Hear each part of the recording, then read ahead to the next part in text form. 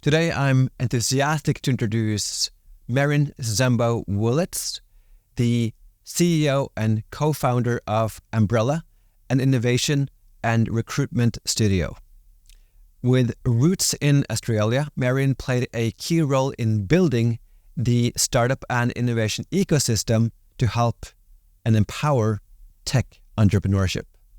As the founder of Umbrella, Meryn's on a mission to foster corporate innovation, help entrepreneurs to scale, and to connect diverse international talent with companies looking to innovate and thrive. As part of her pioneering project, BoardDiverse, she aims to bring diversity into boardrooms, sparking systemic change and building better businesses from the top down. She's also the co-host of Modern Idealist podcast, which explore topics such as work-life balance, workplace impact, entrepreneurship, and social change. So grab a cup of coffee and enjoy the conversation. So Meryn, as a reputable innovation and recruitment studio CEO, the European Commission just came out with a report stating the status of innovation in Europe. And we need more funding. There's need for more research. That's across the board. What's your perspective? Okay, so I think my perspective, you can probably find some more people who will have the data and more granular information on this. But having worked with hundreds and hundreds of startups, I would say, in both Europe and Australia and East Africa, I would say that one of the biggest things, especially in Europe, of course we need funding. We probably do need more research, etc. But one of the things that we need is just more appetite for entrepreneurship holistically. So you have initiatives from a government perspective where they can move levers on policy to make it easier for people to start companies. It could be, funding for early stage startups. But I think that's only part of the puzzle. I think how we learn about entrepreneurship and, still even the courses that come out are very theoretical. And we need to be more kind of, okay, let's just be practical. Let's start. Let's execute. And, I love that saying, you can't be what you can't see. People don't grow up with the aspiration of becoming an entrepreneur because they don't see it around them. And often if they do, I think that's a good start. But now you've had more traditional businesses, and now we're going into more businesses being tech or primarily digital businesses. Yes. That can go global. So I just think, getting more appetite for entrepreneurship and focusing on execution, that's something that I will keep on about. Yes. Because it's so important to just, have those two sides of gaining access and then doing something. So maybe more entrepreneurial role models. Would that be? I would say yes. I mean, that's quite obvious. I didn't think of it as clearly as but certainly the role models. And I think a lot of the way that we have narratives around entrepreneurial role models, like Steve Jobs, you have to become this unicorn. And yes, we hear the stories of successes. And sometimes, things feel too far away when we have entrepreneurs that have become, billion-dollar companies, unicorn companies. So I think one of the important things is how do we have role models that are closer to us and that we can see firsthand. Maybe they look differently as well because we need more diversity in entrepreneurship as well. Yes. And, going back to the state of play in Europe, I think for a lot of, there are a lot of internationals that can't get jobs based on their skill set. So there's a lot of reports and data across the EU of international talent based in the countries already that are struggling to find meaningful work connected to their skill set. So I think having more appetite for, migrant entrepreneurship holistically is a good way of sort of and showcasing what migrant entrepreneurship looks like on a larger scale and on a tech scale is something that we could do more of. Very important. And I think something I saw when I built my platform a couple of years ago was that we need more diversity. We need more diverse role models. And in Norway in particular, which we'll be diving into very soon, I feel we've come a long way, but there's always so much room to grow. Yeah. And being based here in Norway, what is the biggest challenge facing Norwegian companies today in their efforts to innovate and grow into international markets? I think it's a multi-pronged challenge or opportunity, because you have, on one side, Norway's used to being from, the oil industry in Norway has meant that so many different startups, SMEs, large companies that have grown and scaled have been connected to that somehow. So I think, there's been this transition going on, which is great because that's not something that's sustainable, both from an environmental and an economic perspective. But I think now we're seeing, okay, so the Norwegian market's changing. We're having more appetite for entrepreneurship because we know we need to think about the new economy. Yes. I would say in relation to what are the biggest challenges, I think how we think about international scale is one of them. So I think it's under 10% of companies in Norway actually scale internationally, which is, a huge challenge. And I think part of it is also understanding other markets and how can we best do that through cross-cultural connections, communication, building more diverse teams, as you spoke about. It's so important because if you're going to go into a market but you don't have that insider knowledge, it's very hard to understand how things work. And it's often very different. Like even from Norway to Sweden, the way of doing business is different. So, whether it's in the global south that you're trying to do business or, across Europe or the US, there are so many different nuances. And, just having international talent in your team who have those insights can play a huge factor in success. I think it's like increasing, 72% more successful companies can be in scaling. That is incredible. I know, it's crazy. And it brings it back to my concern, seeing a lot of large companies talking about innovation and boasting about their innovation, but you really look at their efforts, it's ridiculous. And if you look at the structure within these companies operate in terms of their international representation, it's very, very poor in many instances. And that gets me concerned, which we try to address with our last initiative. But when we first met, you stated that time is overdue for systemic change, like real systemic change. Yes. I like that you're bringing this up. Yeah. And you also argued for more inclusivity, which you've talked about today a little bit, and in particular, inclusive leadership. What systemic changes need to take place and how can today's youth take part of that? Oh, there's big questions. Let me start with, you've got systemic change, which is really like, how are we reimagining early work?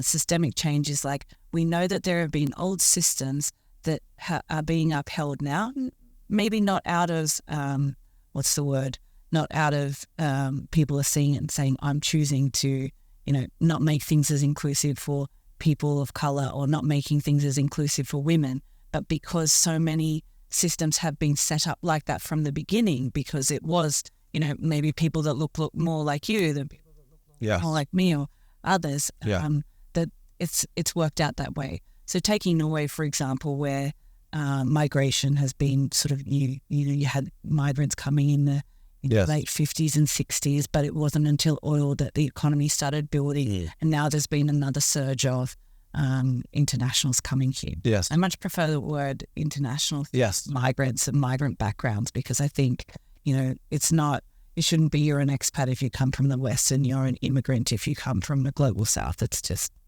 broken language. But going back to your question, how can the youth do something about it? Actually, on my podcast, Modern Idealist, we talked some years ago about, it was a state of play report, I think it was by Deloitte, and it was saying, what are the things that young people are really concerned about? And one of them was diversity. and having more diverse workplaces. And another one was, around the inclusion piece as well. So I think young people are much more vocal. I think there is a revolution going on in terms of them saying, inclusion and belonging, or all things around diversity, equity, inclusion and belonging and justice are connected to the broader part of systemic change. We're not doing things that are supporting, an inclusive workforce. We're not necessarily doing things that are taking care of the environment. We have huge issues on our hands that way. Yes. Also in terms of how we intervene or how we use our voices for social good with all of the conflicts going on in the world. The younger generation is speaking up, they're doing something, and they're bringing, the older generations on a journey with them. And I think that's fantastic. And connecting that to inclusive leadership, I think whether it's just listening to the voices of the young people and going, okay, well, they don't really want to work this kind of 9 to 5. They don't really have to anymore. We're more digital. We can think in more, blended kinds of environments, whether that's flexibility of the ways of working or where we work from, how we show up to work. All of these things, as an inclusive leader, I think we need to be considering. So this isn't even considering, how AI is going to shift and change jobs in the future. We need to be constantly adapting and having a more inclusive mindset. And young people, I think, should just keep using their voices. I mean, when you're coming into the workforce with fresh eyes and you're saying, well, why do we do this thing or why do we do that thing? And it's like, actually, these are very old ways of thinking or behaving that don't fit to the technology we have, the needs of the modern world, all of these kinds of things. So yes. Yeah, I think about the 8-hour workday, which came about during the Industrial Revolution. 8 hours of work, 8 hours of free time, and 8 hours of rest. But we will still adopt that mentality, although our world has changed so rapidly. I find that quite fascinating. And if you think about, there's 8 hours of rest, or 8 hours of free time, like how many people really, you think about, even if you don't have kids, but say you get up in the morning, you're focused on getting ready for work. Then you go to work. Then in the afternoon, you wind down. If you've got kids, you've got to take care of them. You've got to, feed them, put them to bed, do the homework, whatever. Yes. Or if you're single, often you're probably working late. Yeah, more. So what time do you actually have for yourself? Yeah. There's not this whole 8 hours of rest and then the weekend. So I think, we are not in that environment anymore where I think everything blends together. We don't talk about work-life balance as much as we talk about work-life flow because everything is integrating. And I think it makes it tricky when there are still, post-COVID, there have been a lot of efforts to be more flexible now, but trying to narrow people into an A4. Like there are always people who are going to appreciate the routine of doing a similar thing every day and showing up like that. But there are a lot of people, and especially the younger people like you and I, entrepreneurial minds, who want to kind of break from that mold, I would say. Always wanted to break away from that. And this comes back to the problem that we have of attracting talent, in particular to Norwegian companies, international tech talent. And how do you tackle that? How do we make ourselves so attractive that they want to come and work here? I think there's, Norway has a really great, brand when it comes to work-life balance. I mean, this kind of ability to, or when we talk about work-life flow, there is a genuine ability to switch off. More than any other country I've ever worked in. I worked in quite a few. And so I would say that you have, it's paradoxical because you have this probably more flexibility and freedom than in most places. And so I think for, attracting people here now with the Norwegian way of life, I think that's something that can be really appealing. I know one of my clients has, they have offices in the US and they've been in major, top tier corporate organizations. and they work on Norwegian hours now, and they're like, we'll never go back. And maybe they won't make the same commissions, etc., that they did in the larger companies. But joining scale-ups here, they're like, why would we change? So I think there's it's a multi-pronged approach, and that's not to say that we don't already have talent here that are willing to work and they're waiting for the opportunities, and maybe, they haven't gotten a chance because they put in their CV and they don't have, because they have a foreign sounding name, Yes. They don't even get the foot in the door in the first place. They don't have the same access to networks. So I think there's a bunch of things around that. So there's the, how we join forces as a country and go, well, this is kind of how we attract people in, and this is the Norwegian working life, and that's probably appealing to many people. But I think we missed the part on the connection. That's a really big one. I think a lot of people here struggle to find community. I think as an international, you do feel like you're sort of trailing along sometimes because you can't find the networks that are necessarily, helping you move forward, have that sense of community. And that's where I think the startup ecosystem is really great, though. The startups are usually like running very lean. Yes. They need people to come in. It's often a chicken and egg situation where people want to see that you've worked in Norway before you get a job in Norway. And so sometimes you need to, maybe you come in and you're, just doing some volunteer work and a big part of that is knowing what to put your efforts into. You have to keep momentum while you're searching. Yes. You put yourself out there, reach out, see what you can support and showcase your skill sets.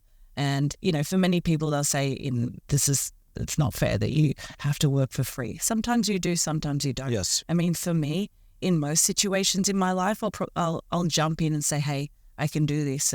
I'll do something. I'll work for free through, whether it's panel discussions or advising and supporting startups, or maybe it's joining a board and build my career over the last 7 years here. So your perspective that you should have a long-term, maybe have a long-term strategy. And I find that building your network is so valuable, especially here where we're like a very closed society. And in order to get the foot in the door, you need to know people. And people I've spoken with, and as for myself as well, being Norwegian, I've never got a job without with my network. It's been so difficult. I had to go through my network. And that's really been the one thing that helped me push and get the foot into the door. So I think the network part is very important. And I think that is something we in Norway need to improve on as well, to go out there and build our network, be active community builders. Absolutely. And I think, networks have often been seen as like old boys clubs. Yes. So what I would say is like, absolutely, network is everything.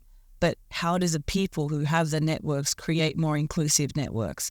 So that's what I try to do as a connector. I go, okay, well, I know this person from here and they have this amazing professional background. I mightn't have an opportunity for them, but, I know this person who might. And so if there's no actual job going on that I can reach out and say, hey, like, let's go through this process so that you could apply for a job, it's often being a connector. And I think one of the other things is when you build your networks, you can also become that connector who's introducing people. And it showcases if you know how to bring good people together and they can make magic, then you get more momentum as well and credibility in the market just from being able to do those introductions. It's very powerful. I love that. And your vision, and I'm just going to go right into your vision because you stated, and I've seen that your vision is for humanity to reimagine the global workforce. So from your perspective, we take a peek into the future. How do you think? So we have two scenarios. We have the workforce that, we're heading towards a certain direction, but the workforce that you'd like to see. Okay, big questions. So when we came up with the slogan or the mandate, reimagining the global workforce, it was very much like, okay, well, as we spoke about just before, like the way of working is kind of fundamentally broken. It's not inclusive. It's not supporting the environment. It's not taking into account, global kind of suffering that's going on. It's not taking into account where AI is taking us. So there is so many things when I think of reimagining the global workforce. So it's like, well, I like reading a lot about ecological economics, which is something that, I've been reading and listening to a lot of French academics who are pioneering in this space. And they talk about ecological economics as being able to look at things beyond, say, universal base income. And that could be, taking care of people's housing, people's food, all the necessities, for example. And then how do we build on top of that?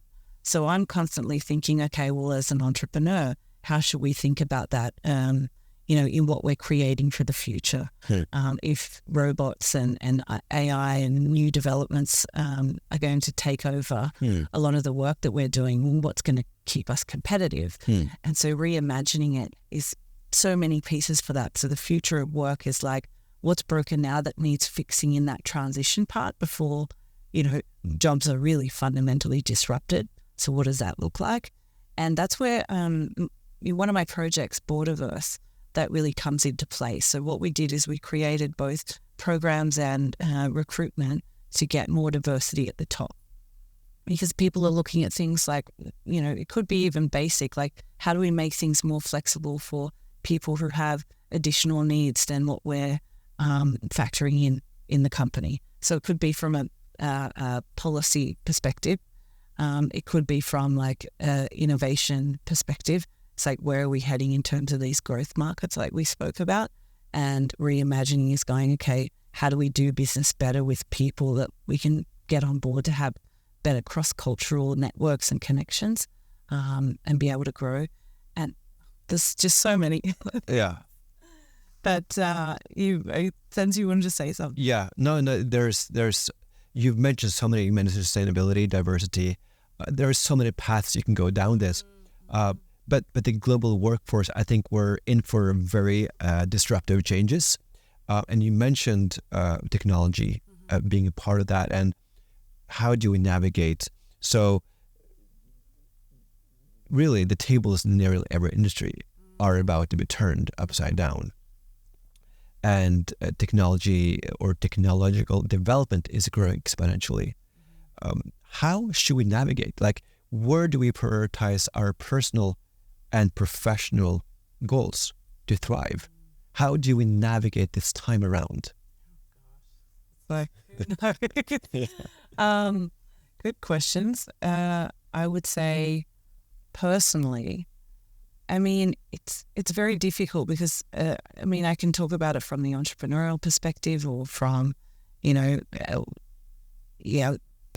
because there was a part I wanted to say about, when we're thinking about the changes globally that are happening, and governments have been sort of STEM, really focused on technology. But I like to talk about STEAM and the arts. Like, we're going to steam ahead through having, thinking more philosophically about things. Why are we building the things we're doing, and what are the implications? What about the behavioral side of things? What about how we design things for humans? And are we doing it with a heart-centered approach? All of these things comes under the arts. And how do we learn through the art and contribute to the future with that? And I think part of the arts is, on a personal level, like, what are the things that enrich our life, outside of just hustling and the 9 to 5, as you spoke of. A lot of that comes through just when we think about reimagining anything, often we need inspiration from, maybe it's visual art, maybe it's theatre, maybe it's poetry. There are so many different art forms that we can use as a way of reflecting on what's gone on, reimagining, or also looking within. And I think when it comes to looking within, how do we lean into our well-being through art? And it doesn't have to be in, like, often when we think about, we think of it as this, lofty or almost elitist thing. It can just be the way we spend time in nature. It can just be, reading a good book that doesn't have anything to do with the work that we're delving into. So I think these kinds of things on a personal level are at least helpful for creating solace in a time of exponential, technological growth. Yes. Yeah. Professionally, what should we do? How do we navigate from a entrepreneurial perspective? Professionally, how do we navigate the changes that are now occurring? Okay. So I think, like anything, the way we navigate changes is we often think, okay, we're here now and now we're going to have, robots or, or we already have them, whether it's, the vacuum cleaner, automated, washing machines or etc. But I think in terms of when we're thinking about, bicentennial man coming into our places, etc. There's usually a transition, right? Or there's a step ladder approach, and so it's not going to happen straight away. So it's okay. Well, where are we heading is one thing, but like, what are the first few rungs on the ladder?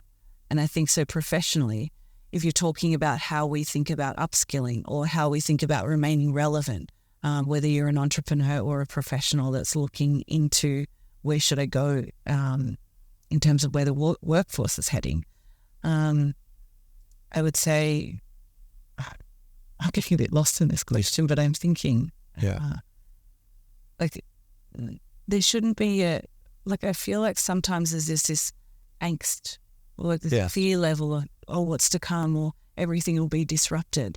But it's like, what do you do with what's in front of you? That's what I'm thinking as a first thing. So it's like, as an entrepreneur, I think creating is super important, right? Because we spoke about this beforehand, like jobs are going to be disrupted. They already have been. A lot of people, I think it's up to 40% or more people who study aren't working in those skill sets. So we're already doing it. But just how do we I think going back to the STEAM thing and the arts, it's about creativity. So how are we thinking of, how are we creating? Are we creating communities? Are we creating new business ideas? Are we creating, I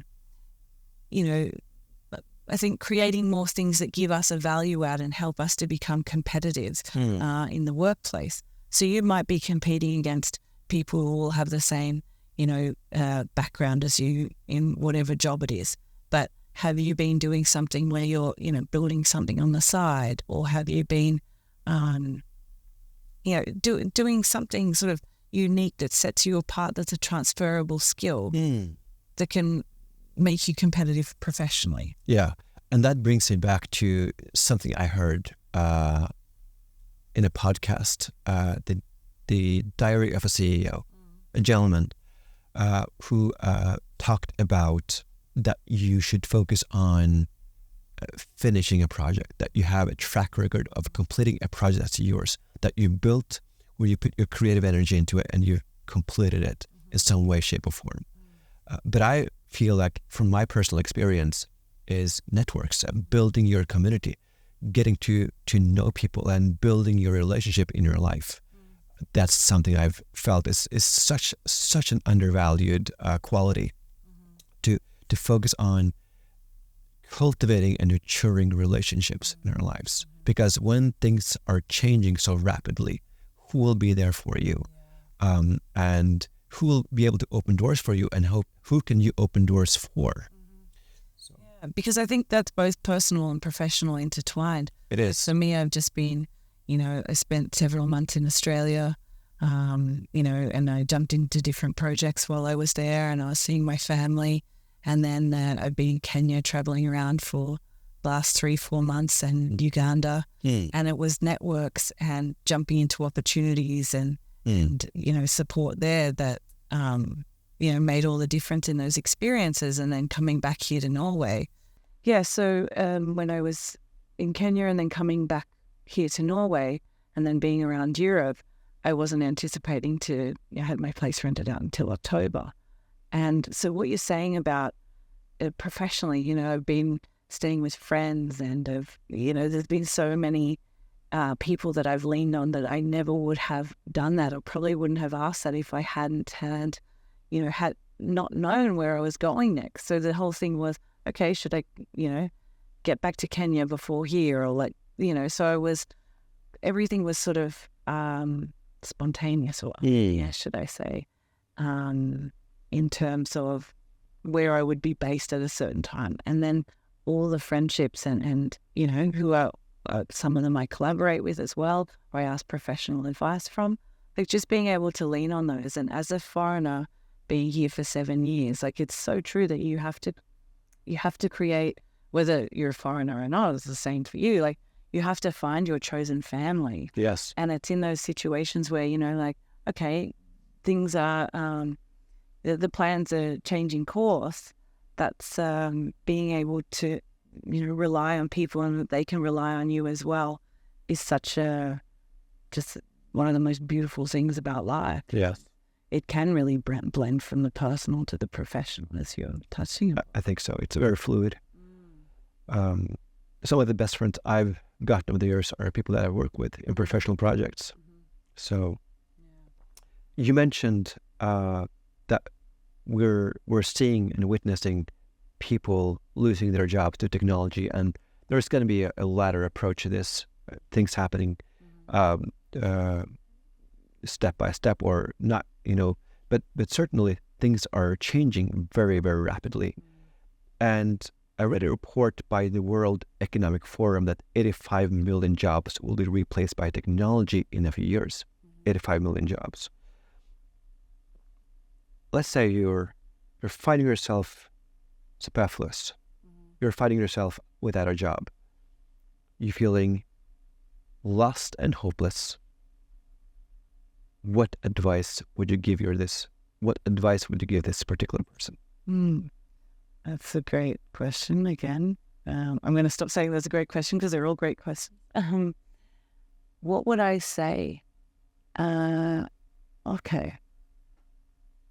What would I say if someone lost their job and they didn't have prospects of getting a job in that sector again because things are disrupted? Yes. I mean, we often talk about upskilling, but what is upskilling? Is it like, okay, well, what are the jobs that are relevant right now? Because we saw, for example, where there has been anticipation of needing particular jobs, there's been mass layoffs in recent years of those jobs, especially, in the design industry. That's one that's really struggled. And they said that about programmers as well, just a few years ago. Yeah. And so we're in this in-between stage, and design will come back, and it will be, as the market picks up, and same with programmers. But getting to this point of, when all of these jobs are, really on the line because AI's taken them, I guess you want to be able to be one of the thinkers above what's going on technologically speaking. So I would say it comes back to the arts side of the STEAM, the science, technology, engineering, arts and math. And being able to look above or take a bird's eye view is really important, and go, okay, well, why are we building what we're building? How do we think more about human-centered design in a practical way that's like, okay, well, we can build or we can create this now. This is how we can, just looking at, like, being able to have that creative energy to look at problems and be a problem solver. You can be in any industry you want to solve problems, but you have to be aware of, like, what problems are out there and what either needs solving or what problems or opportunities. But the things that, I guess you have to test and try that, just like you do a startup. So I'd say being a problem solver is a big one. We also talked about there's, different schools of thought on people saying you shouldn't even study, tech anymore. You shouldn't even get a degree because you're probably not going to be able to use it in the future, and you should be considering getting a trade instead. So there's also things where, like, what are the things that are never going to, that are going to be enduring? What does that look like? People are still going to need food. We need to do something about food security as well. Are there things on that front? What are the, by looking at the future of, what the needs are going to be. Maybe we should be thinking creatively in those areas, solving those problems. I don't know, going back to being a problem solver and then finding the networks to be able to say, hey, I want to do something about this, and either educating yourself, learning on the job. Maybe it's a combination of both. But we're going to have to keep reinventing ourselves. Yeah. And I think that's what's really important. It's like, in our parents' age group, you could study or learn something and do or work, and you could have that job for the next 20, 30, 40 years. They did. And you would be okay. Yes. We have to think of ourselves as constantly reinventing ourselves for whatever's coming next, because technology is, changing at an unprecedented level. Yes. So it's a lot, but it is. A mentor of mine, Eben Pagan, wrote a book called Opportunity a few years ago that was published. He said that the changes that we're now witnessing are going to intensify. And as part of that, we need to take shorter time to learn something new. And we need to spend more time combining different skill sets, using our experiences and professional skill sets and combining things together. That's the way to thrive. And how you do that, yes, we can go into that at probably a discussion of its own, but that, he said, is very, very important. And I kind of thought about that. It's key, because if you look at our path professionally, I've done maybe 3-4 different things as of the last just 5 years. So I'm constantly evolving, and it's happening so rapidly. I'm not staying in one place. I'm constantly fluid and moving into one project to the next. Going back to the original project, I'm renewing and evolving that and constantly develop myself. And I'm zesting over my personal growth as well. So that, I think, is key. For me, that's been very helpful. And I acknowledge and I see myself in you when you say that. And I'm thinking, like, this is very much the sort of creative entrepreneurial mindset. And I'm thinking, okay, well, what about for people who are more sort of process-driven or operational? I'm sure there are going to be opportunities that are based on, things on more of that technical side as well, but that's just going to look very different. Or it's going to be overseeing from an operational or technical perspective. Yes. So you've got this kind of adaptability in terms of on the creative, jumping in, and this is more like you and I really connect on this risk appetite. Just keep going and testing and trying things. So important. Until something really sticks. Yes. I think you mentioned something very important, that is the trades. That are what trades are not going away anytime soon. I'm thinking about, like you mentioned, people that could use their hands creatively to create something meaningful. People that need services that will not go away anytime soon. People looking to create additional income. Let's say creating a business helping people navigate from a lost job to, let's say, new opportunities. There's so much opportunity. Maybe we need to work on our mindset as these changes intensify. I can't remember the stats now, but I know that the jobs in just renewable energy sector from moving away from oil and gas were millions of jobs there. And so if you think about like job transitions or upskilling or reskilling, like looking at the things where it's like, okay, well, we can do something here. I completely agree with you. There are so many opportunities there, but the thing is, there's always going to be a transition phase where things are going to be difficult. Whether you're changing jobs, whether you're, reskilling yourself, there's a gap or there's a downtime, and there's, from the leadership perspective as well. When you're bringing in new schools of thought, you're bringing in more diverse teams, you're reskilling people. There's this kind of difficulty in, it probably goes back to the forming, storming, norming, and performing. And, there's a forming and storming phase when you're doing something new. And I think we need to account for that, because that's just an inevitable part of change in the business realm, in everything. But Interesting. Very interesting. And back to entrepreneurship. If person is starting from scratch, building their first technology startup, what are the 3 things you do, and what are the 3 things you'd avoid at all costs? Okay, the 3 things I would do.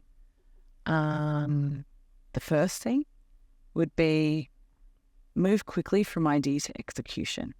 So a lot of people will just stay in the idea for a long time. And in markets where you can get early stage funding, kind of sometimes it's a great thing, absolutely. But sometimes it can sort of make you maybe not as quick off the bat. So I would say getting momentum and talking to people and networking and putting yourself out there is absolutely necessary, but also just execution. So build the landing page, test ads out on whatever. Is it LinkedIn? Is it Instagram? Is it TikTok? Whatever, to test to see if you have a product that works. And don't be afraid of just putting out something a bit scrappy and evolving it over time. A lot of people think it has to be perfect. So the second thing I would say is focus on co-creation. You need to co-create with your clients. If you've got an idea, putting it out there is the first step. And then the best thing you can do after getting that idea is being able to dance with the customer. Oh, we actually want it more this way or that way. So it's, people talk about a minimum viable product. I'll call it a scrappy first version, but it's got to really be a minimum value product. Are you creating value somehow? So it doesn't matter if it's on an Excel spreadsheet that you're organizing things, or you're doing it from a website or a social media platform. Make sure it's valuable to the customer and that they have a willingness to pay for it, so that gives you traction. The third one I would say is just surround yourself with good people, advisors, networks that can help kind of elevate and give you the momentum, but don't do it without doing the execution. Keep the momentum. Yes. Executing. Yes. Now, what was the other one? The things that you shouldn't do. Yes. So obviously the reverse is do not stay in idea phase. I have seen so many people, so many entrepreneurs do that for too long, stay in idea phase when they could have tested.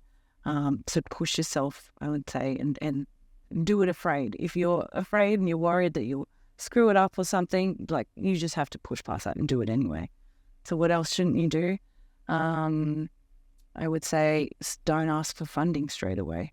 A lot of people say, I've got this idea and I want funding. I was like, that's not how things usually work unless you have a patent or you have some kind of, you're in an idea that could basically make you a unicorn in that market. That's a different story. But for most people, I would say, they have a product that they can test and see if they can get customers. Again, it's all back to testing. So don't just go out and ask for funding before you have something tangible. Another thing not to do. I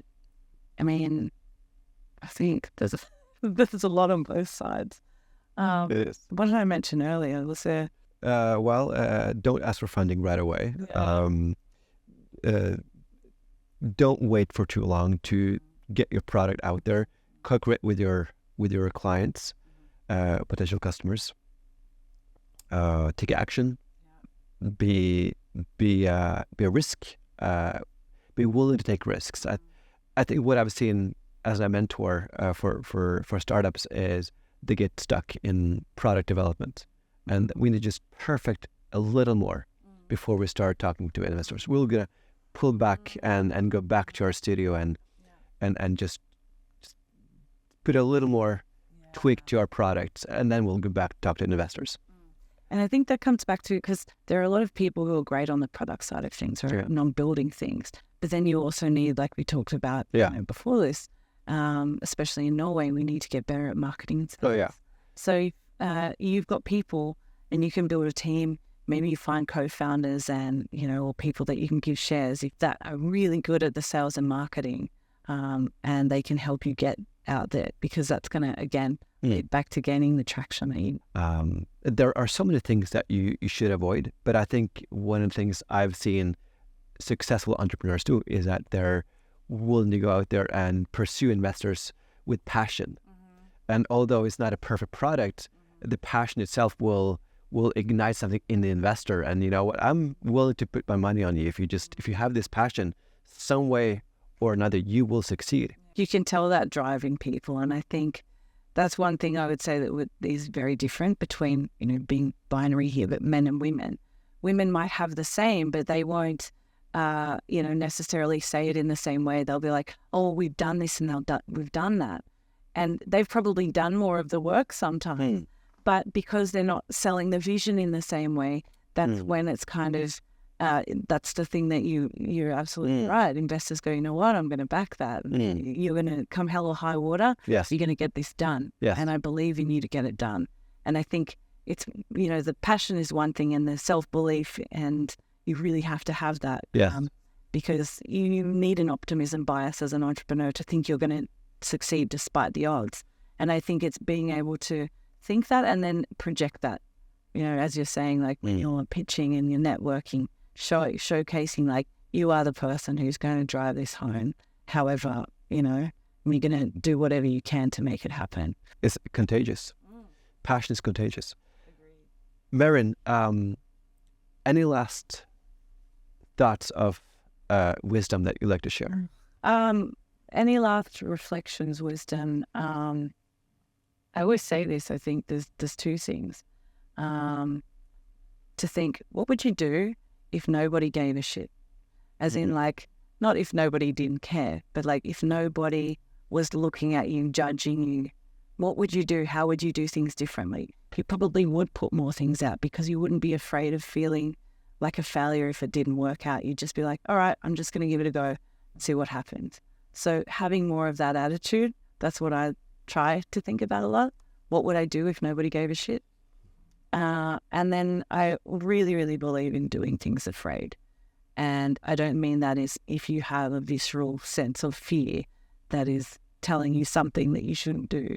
It's more like so often fear is holding us back again from just taking action. So I think the two go hand in hand. It's like, how do you make sure that you're not letting just old mindsets stop you from, doing the things that you really are passionate about and creating the things that you want as an entrepreneur, as a professional. Very powerful reflections. Meryn, it was an honor having you here, having this conversation. I feel very inspired and uplifted, and I hope that the audience watching this will get as much as this conversation as I did. Thank you for being here with us today. Thank you.